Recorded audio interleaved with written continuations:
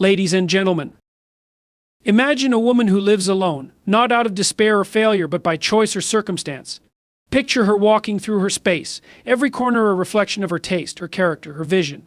The solitude isn't a void, it's a canvas upon which she builds her life, brick by brick, layer by layer. Yet society often looks upon her with skepticism, whispering questions about why she isn't partnered, as if her life lacks meaning without another's presence. But let's challenge that assumption, shall we? Let's examine what it means to live alone as a woman in a world that constantly pushes companionship as the ultimate goal. To live without a boyfriend is not a deficiency, it is an opportunity. It is an invitation to cultivate yourself, to nurture your strengths, and to carve out a place in the world that is unequivocally yours. Because life, at its core, isn't defined by who stands beside you, but by the principles you stand for and the person you are becoming. What does solitude reveal about you? What strengths lie dormant, waiting for the silence of self-reflection to awaken them? And how can a woman who embraces her independence become a beacon of strength, creativity, and authenticity? This isn't just a story about being alone. It's a story about resilience, self-respect, and the power of choosing to build a life that matters. It's about defying societal norms, embracing your individuality, and transforming solitude into an engine of growth. Because a woman who stands firm in her own identity is not just admirable, she is unstoppable. Self-reliance is not just a skill, it is the bedrock of a meaningful life.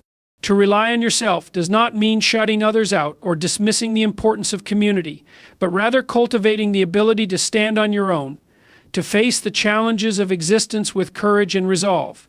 When a woman lives alone, she is presented with an unparalleled opportunity to confront this truth. Think for a moment about what self-reliance demands of you. It asks that you take responsibility, full responsibility for your actions, your choices, and your life.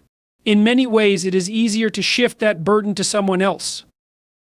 A partner, a family member, even society at large. It is tempting to point to these external sources as the reason for our failures or lack of progress. But self-reliance doesn't allow for that. It strips away excuses and leaves you with a stark question. Who are you when there is no one else to lean on? This is not a rhetorical question, it is a call to action. A woman who lives alone must face this question every day. The quiet of her home becomes a mirror reflecting her strengths and weaknesses, her achievements and shortcomings. And while that reflection may be unsettling, it is also the first step toward growth. Because in solitude, you cannot hide from yourself. The distractions that often mask our insecurities, constant companionship, external validation, are absent. You are left to reckon with who you are, and that reckoning, though difficult, is profoundly empowering. Consider, too, what happens when you embrace this self-reliance. You begin to develop skills that many take for granted. You learn to manage your time, your finances, and your emotional well-being. You discover the importance of structure and discipline, because there is no one else to impose it upon you. These are not just practical skills, they are virtues. They shape your character and prepare you to face the world with confidence and competence. But let us not stop at the practical. There is a deeper dimension to self-reliance that goes beyond managing your day-to-day life. It is about becoming the kind of person who can endure hardship without crumbling, who can weather the storms of life with dignity and grace. And make no mistake, those storms will come. Living alone does not shield you from pain or difficulty. It simply forces you to confront them head-on. In many ways, this is where true strength is born. It is not in avoiding adversity, but in meeting it with resilience. When you live alone, you are faced with moments of loneliness, moments of doubt, moments when the weight of existence feels almost unbearable. But it is in these moments that you have the opportunity to grow, to ask yourself, how will I respond to this? Will I retreat into despair, or will I rise to the occasion? Self-reliance, then, is not just about survival, it is about transformation. It is about using your solitude as a crucible to forge a stronger, more capable version of yourself. It is about becoming the kind of person who does not merely endure life but thrives within it, who creates meaning and purpose even in the absence of external validation. And let us not forget the ripple effects of this transformation. A woman who is self-reliant is not just an inspiration to herself, she is an inspiration to others. Her strength, her confidence, her ability to navigate life on her own terms, these qualities radiate outward, challenging those around her to step up, to take responsibility for their own lives. She becomes a role model, not because she seeks to be one, but because her very existence proves what is possible when you embrace the power of self-reliance. There is a cultural narrative that often portrays independence as loneliness, as a lack. But I would argue the opposite. True independence is not the absence of connection. It is the foundation upon which meaningful connections are built. When you rely on yourself, you are not dependent on others to complete you. Instead, you approach relationships from a place of strength, bringing your whole, authentic self to the table. And this is where self-reliance intersects with love and community. Because to truly connect with others, you must first know who you are. You must first be able to stand on your own before you can stand beside someone else. This is the paradox of independence. It is not a barrier to relationships. It is the key to building them in a way that is healthy and fulfilling. So, when you find yourself alone, when you are tempted to see your solitude as a sign of failure or inadequacy, remember this: your independence is not a punishment. It is a gift. It is an opportunity to discover who you are and what you are capable of. It is a chance to cultivate the strength, resilience, and wisdom that will serve you for the rest of your life. Live alone. To embrace self-reliance is not to retreat from the world, but to prepare yourself to engage with it fully. It is a path of courage and growth, and it is one worth walking. Solitude is often misunderstood. It is not merely the absence of others, it is the presence of oneself. To be alone is not to be isolated in a barren landscape of disconnection. It is to step into a space where you can meet the most honest and unvarnished version of who you are. Solitude offers a powerful opportunity for transformation, but only if you are willing to confront it head-on with openness and humility. Consider the cultural narratives surrounding solitude. Many of us are taught to fear being alone, to see it as a sign of inadequacy or failure. We are bombarded with messages that suggest our value lies in our ability to connect, to be surrounded by others, to belong. And while connection is undeniably important, there is a profound danger in losing yourself in the presence of others. If you are always seeking validation from external sources, if you are always relying on others to define your worth, you risk becoming a stranger to yourself. This is where solitude becomes transformative. In the quiet space of being alone, there are no distractions, no noise to drown out your thoughts. You are left with the raw materials of your life, your dreams, your fears, your joys, your regrets. And while this may seem daunting, it is also a gift. For it is in solitude that you are afforded the time and space to reflect, to grow, to make sense of your experiences and chart a course forward. Let us consider what happens when you lean into solitude rather than resist it. The first thing you are likely to encounter is discomfort.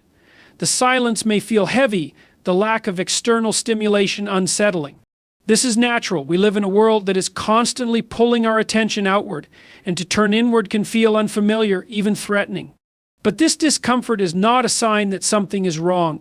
It is a sign that you are stepping into uncharted territory, a space where growth is possible.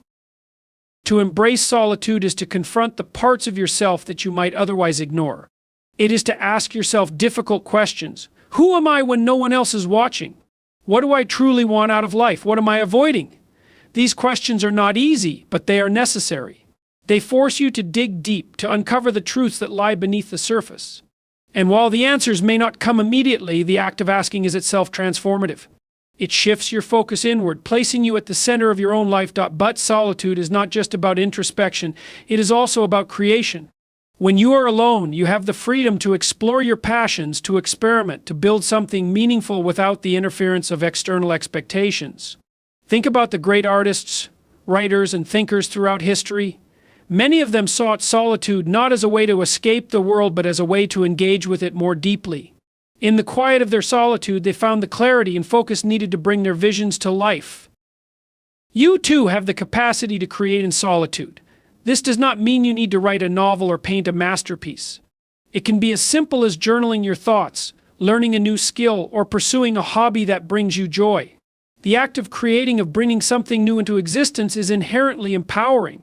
It reminds you of your agency, your ability to shape your own life. And let us not overlook the spiritual dimension of solitude. To be alone is to be present with yourself, but it is also to be present with something greater than yourself. Whether you call it God, the universe, or the infinite complexity of existence, solitude offers a space to connect with the transcendent. It is a chance to step back from the noise of daily life and contemplate the bigger picture, to consider your place in the grand tapestry of being. This spiritual connection is not about finding easy answers or comforting platitudes. It is about embracing the mystery of existence with humility and wonder. It is about acknowledging the limits of your understanding while striving to expand it. In solitude, you are invited to grapple with questions that have no definitive answers. What is the purpose of life? What does it mean to live well? How can I contribute to something greater than myself? These questions are not meant to be solved, but to be lived, to guide your actions and shape your character. Of course, solitude is not without its challenges. It requires courage to face yourself honestly, to confront your flaws and vulnerabilities. It requires discipline to resist the pull of distractions and remain present with your thoughts. And it requires faith in your ability to grow, to endure, to find meaning even in the absence of external validation. But these challenges are not obstacles to be avoided. They are opportunities to strengthen your resolve and deepen your understanding of yourself and the world. The transformative power of solitude lies in its ability to reconnect you with yourself. It strips away the noise and expectations of the outside world, leaving you with the essence of who you are. It is a space where you can reflect, create, and connect with something greater than yourself. And while it may be uncomfortable at times, it is also profoundly rewarding. For it is in solitude that you discover the strength, resilience, and wisdom needed to navigate the complexities of life. When you embrace solitude, you are not retreating from the world, you are preparing to engage with it more fully. You are cultivating the clarity and confidence needed to face challenges, build meaningful relationships, and live a life of purpose and authenticity. And that, in the end, is what makes solitude not a burden but a gift that is always available to those who are willing to accept it. When we think about the concept of independence, particularly for women who live alone without a partner, it is easy to assume that independence and connection are mutually exclusive. The cultural narrative often suggests that to be truly independent, you must reject the idea of needing anyone else, and to connect deeply with others, you must relinquish some of your independence. This dichotomy, however, is deeply flawed. True independence does not preclude connection, rather it enhances it. The paradox of independence is that when you are fully capable of standing on your own, you are better equipped to engage meaningfully with others. Let us first consider what independence truly means. It is not merely a state of self-reliance or an ability to handle life's challenges on your own, though those are certainly aspects of it. Independence is, at its core, a psychological and emotional state. It is about knowing who you are, what you value, and what you are willing to stand for. It is about taking responsibility for your life, your choices, and your circumstances, no matter how difficult they may be. Independence is the realization that, while external circumstances may influence you, they do not define you. You are the architect of your own existence. But independence is not the absence of vulnerability. In fact, true independence requires a profound understanding of your vulnerabilities and a willingness to confront them. To be independent is not to be invulnerable or untouchable. It is to be honest with yourself about your limitations and to take deliberate steps to address them. This is why independence is not something you achieve once and for all. It is a continual process of self-discovery, growth, and adaptation. It is a journey rather than a destination. Now, let us turn to connection. Connection is one of the most fundamental human needs. We are by nature social creatures wired for relationships and community. Even the most introverted among us require meaningful connections to thrive. But here is the crucial point: the quality of your connections depends on the quality of your independence. If you enter into relationships from a place of dependence, seeking validation, or rescue, you undermine the very foundation of connection. Genuine connection requires two whole individuals coming together, not to complete each other, but to complement each other. This is why independence and connection are not opposites, but interdependent. The stronger your sense of self, the more you can offer in a relationship. When you know who you are and what you stand for, you bring authenticity to your interactions. You are not seeking to be saved or to lose yourself in someone else. You are seeking to share your life with them. This is a far more stable and fulfilling basis for connection than one built on dependency or neediness. Consider this in the context of a woman who lives alone without a boyfriend. There may be moments of loneliness, certainly, but there is also an unparalleled opportunity for self-discovery and growth. In this space, free from the immediate demands of a romantic relationship, you have the chance to build a strong foundation of independence. You have the time to explore your interests, develop your skills, and deepen your understanding of yourself. This is not a period of absence, but a period of presence with yourself. But let us be clear, independence does not mean isolation. It is not about shutting others out or rejecting the possibility of connection. Rather, it is about creating a solid inner foundation so that when connections do arise, they are built on mutual respect and shared values. When you are independent, you approach relationships not from a place of need, but from a place of abundance. You are not looking for someone to fill a void. You are looking for someone to share the fullness of your life. This brings us to the paradox of independence and connection. The more self-reliant and self-assured you become, the more attractive and engaging you are to others. Independence is magnetic because it signals strength, confidence, and clarity. It tells the world that you are not afraid to stand alone, and paradoxically, this makes people want to stand beside you. Independence does not push people away, it draws them closer, provided you remain open to connection. So how do you navigate this paradox in practice? First, by embracing solitude as an opportunity rather than a burden. Solitude is where you cultivate your independence, where you learn to rely on yourself and take responsibility for your happiness. But solitude is not the end goal, it is a means to an end. The goal is to bring the strength and clarity you gain from solitude into your relationships, enriching them rather than diminishing them. Second, by recognizing that connection is not a sign of weakness, but a sign of strength. To connect deeply with another person requires courage, vulnerability, and trust. These are not the traits of someone who is weak or dependent. They are the traits of someone who is independent enough to take risks and open themselves up to others. Connection is not a threat to your independence. It is a testament to it. By understanding that independence and connection are not fixed states but dynamic processes, you will have moments when you feel deeply independent and moments when you feel deeply connected. And that is as it should be.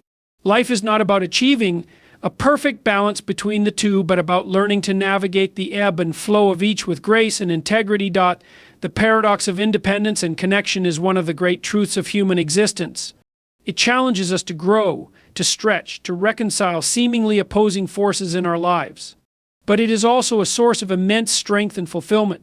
When you embrace both your independence and your need for connection, you step into a place of wholeness, a place where you are both grounded and open, strong and vulnerable, self-reliant and deeply connected to others.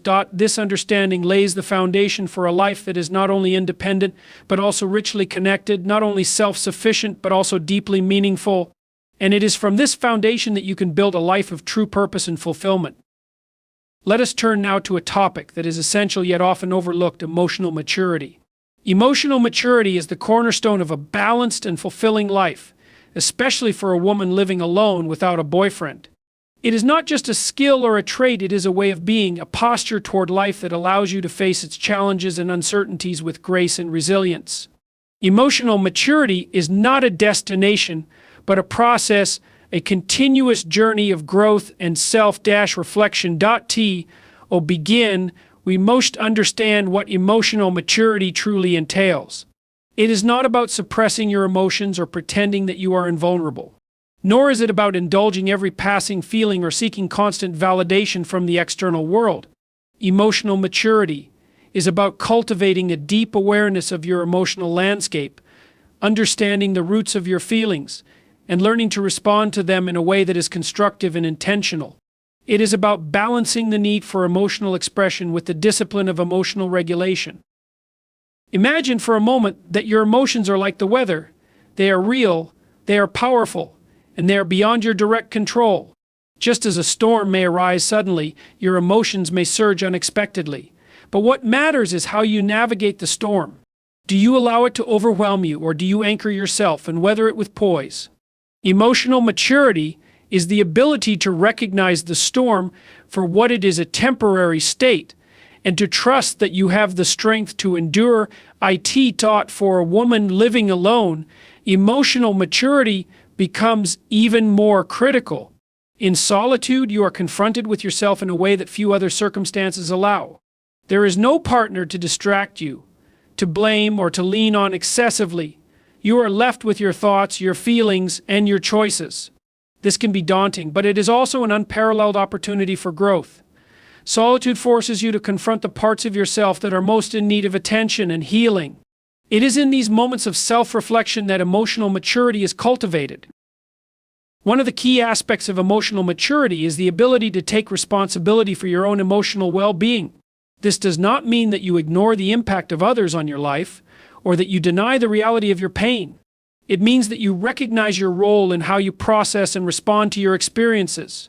Emotional maturity asks you to stop waiting for someone else to fix your life or to provide you with happiness. It challenges you to become the source of your own strength and stability. But taking responsibility for your emotions does not mean you have to go it alone. Emotional maturity also involves the courage to seek support when needed. It means knowing when to reach out to friends, family, or professionals for guidance and encouragement.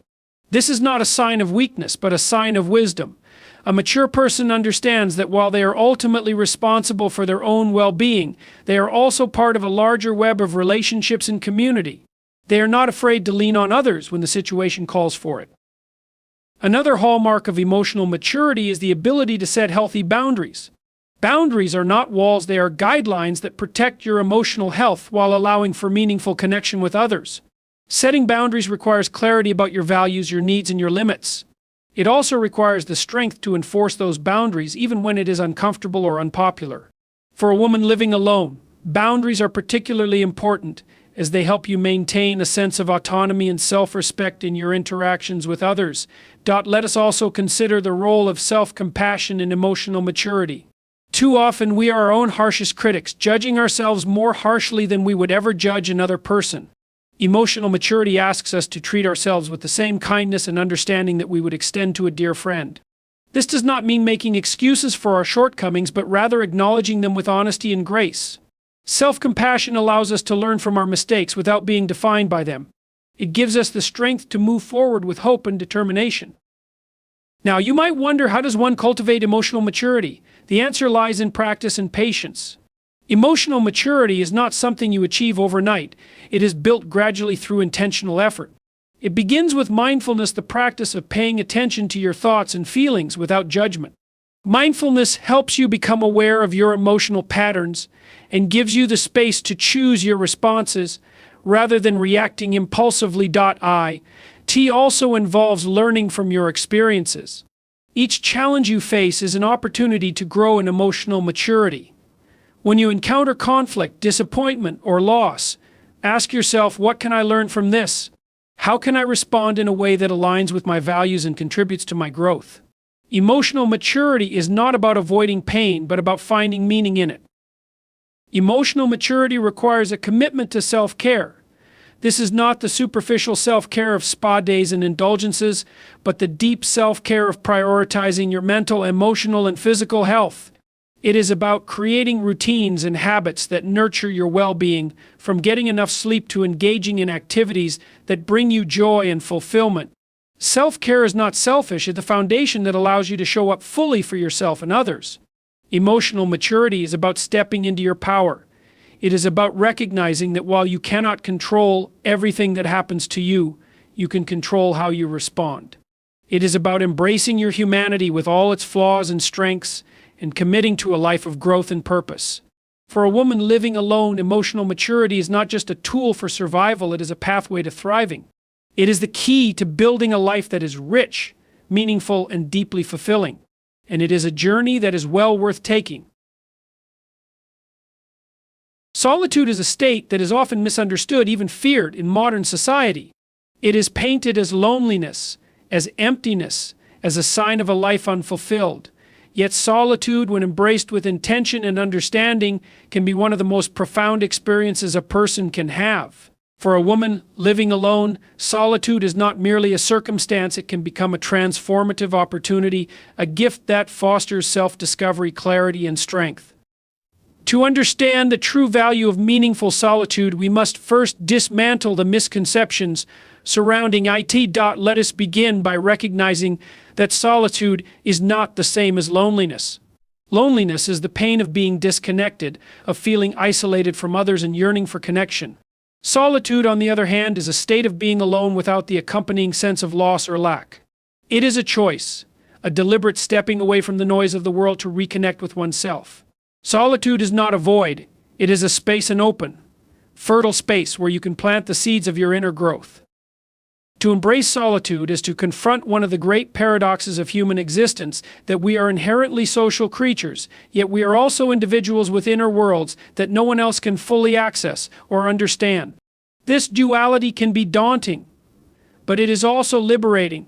Solitude allows you to explore the depths of your own mind and heart, to become acquainted with your true self. In solitude, there is no need for pretense or performance. You are free to be exactly as you are. Consider this. In a world that is constantly vying for your attention with its endless notifications, advertisements, and demands, solitude offers a sanctuary. It is a chance to pause, to reflect, and to recalibrate. It is in solitude that you can ask yourself the big questions: who am I? What do I value? What kind of life do I want to create? These questions require time and space to ponder, and solitude provides both. For a woman living alone, the practice of meaningful solitude is particularly empowering. It allows you to break free from societal expectations that often equate a woman's worth with her relationships, whether romantic, familial, or social. Solitude reminds you that you are complete in yourself, that your value does not depend on anyone else's presence or approval. It teaches you to enjoy your own company, to find joy and fulfillment within yourself. This is not about rejecting relationships. It is about ensuring that your relationships are built on a foundation of self-respect and self-awareness. One of the greatest gifts of solitude is the clarity it brings.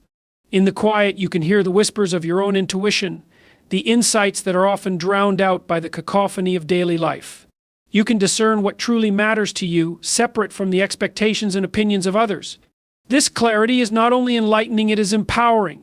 It allows you to make decisions that align with your authentic self, rather than being swayed by external pressures. But solitude is not always easy. It requires courage to face yourself, to sit with your thoughts and feelings without distraction. In solitude, you may encounter discomfort, even pain. Old wounds may resurface and fears may come to the forefront. This is not a sign that something is wrong. It is a natural part of the process. Solitude holds up a mirror, revealing parts of yourself that you may have avoided or suppressed. It is through facing these parts with compassion and curiosity that healing and growth occur. Make the most of solitude.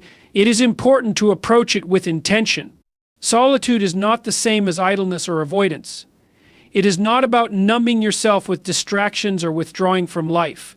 It is about engaging with yourself in a meaningful way. This could mean journaling, meditating, creating art, or simply sitting quietly and observing your thoughts. The key is to approach solitude as an opportunity for connection, not with others, but with yourself. Solitude also allows you to cultivate a sense of gratitude and appreciation. When you step away from the hustle and bustle of life, you gain a greater perspective on the beauty and wonder of the world around you. The small moments of sunrise, a kind word, a favorite song become sources of profound joy.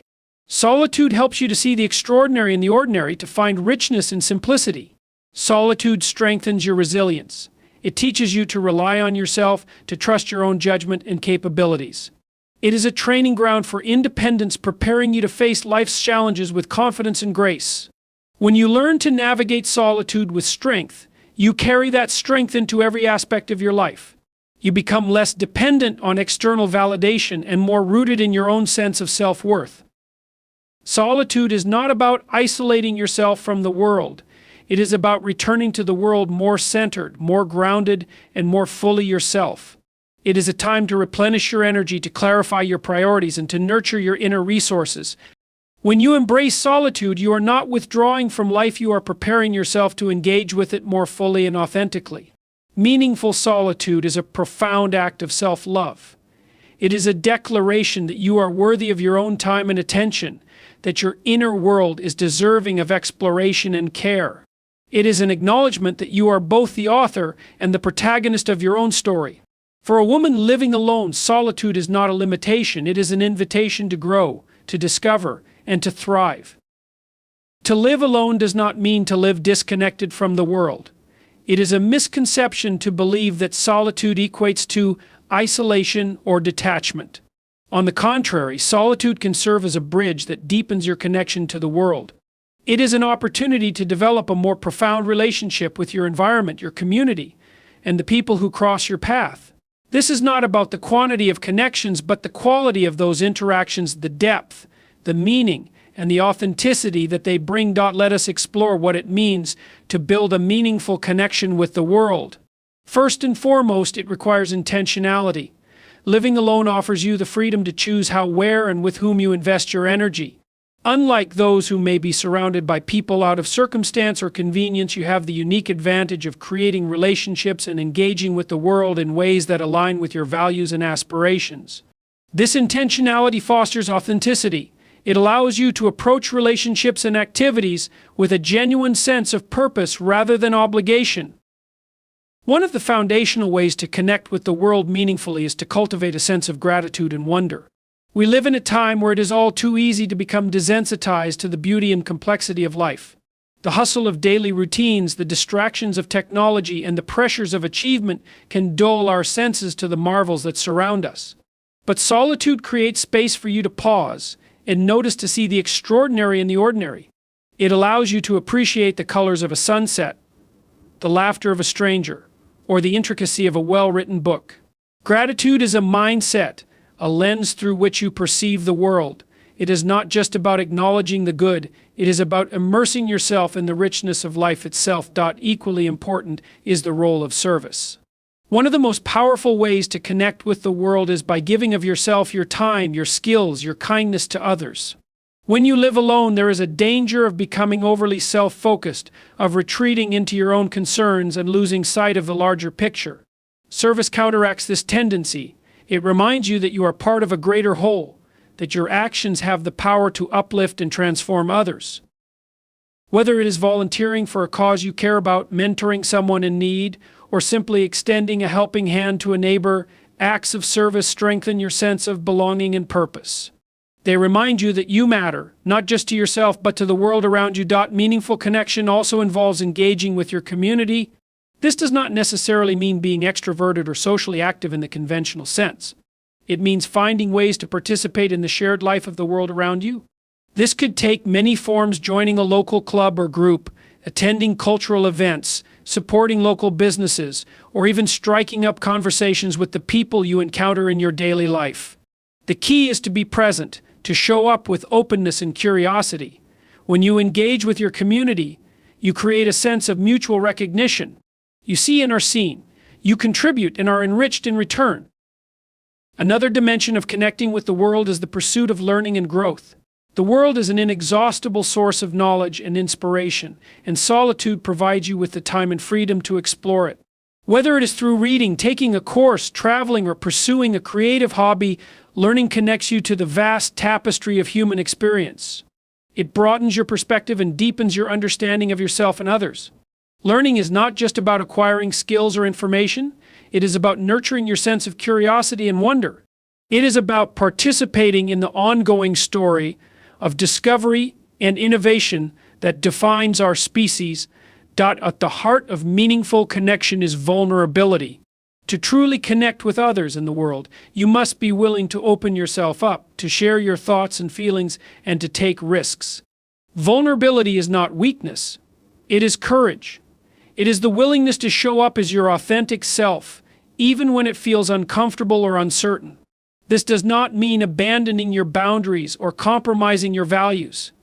It means trusting that the connections you make from a place of honesty and authenticity will be the ones that endure.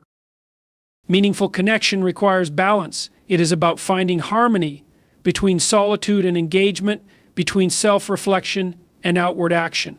Too much solitude can lead to isolation, while too much outward focus can dilute your sense of self. The key is to navigate this balance with intention and awareness. Pay attention to your needs and rhythms. Allow yourself the grace to retreat when you need to recharge and the courage to step forward when you are ready to engage.